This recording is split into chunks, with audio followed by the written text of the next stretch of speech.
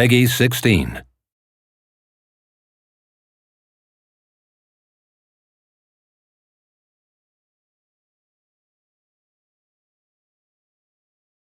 At Ninja Theory, we always really pay particular attention to character, not just characters in the game, but also environments, the lighting, everything we try and give character to. Character's really important because it's the thing that draws you into the game. If you connect with your character, then you're in that place, in that emotion.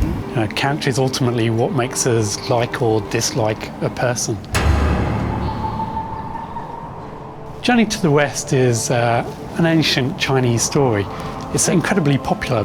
Journey to the West is a story about two characters who not only go on a physical journey to the West, they are going on an emotional journey where they are discovering who they themselves are, and they change and grow over time.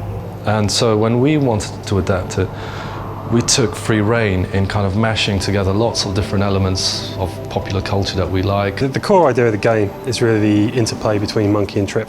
So we've got these two characters, Monkey, who's a strong, brutish character, and Trip, who's kind of weak, but she's very tech savvy. So she is stuck on this slave ship with Monkey, and she manages to escape, as does Monkey.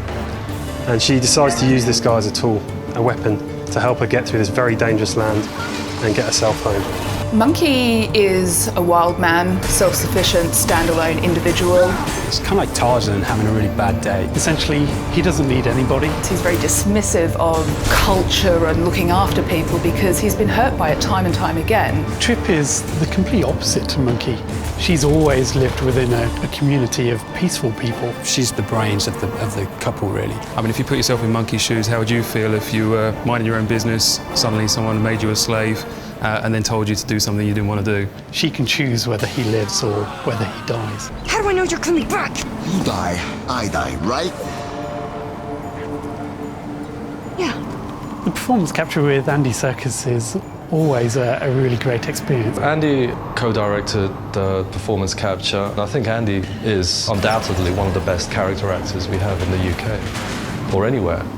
He has a very particular way of warming everyone up. One of Andy's key skills is being able to actually make them relax and understand how it's not that different to a film production. The first morning when we got together, he said, right, everyone outside into the large area. And we ended up kind of running around for quite a few minutes playing tag, going under people's legs to free us up, and he's sprinting. And with 20 adults running around trying to do this all at once, it's very hectic, and the energy is just there. Alex Garland is a novelist and screenplay writer, and he's responsible for The Beach, 28 Days Later, Sunshine. I want to say the right thing about him, because he's brilliant. Because we wanted the game to feel like a movie when you're playing it, we thought we've got to find a really great screenwriter. So when Alex came on board, it gave us an opportunity to work with someone who's a master of his craft in an area that we don't actually know a lot about. And so what he brought to the game was this amazing kind of almost directorial eye of how to tell a story. And he worked with us for 2 years on that, and we learned a hell of a lot from him. At a very high level, Enslaved was inspired by the Chinese story of A Journey to the West. But if we move below that, Enslaved is inspired by Ninja Theory's desire to make beautiful games, to create believable characters in beautiful settings, and give them really exciting situations to deal with.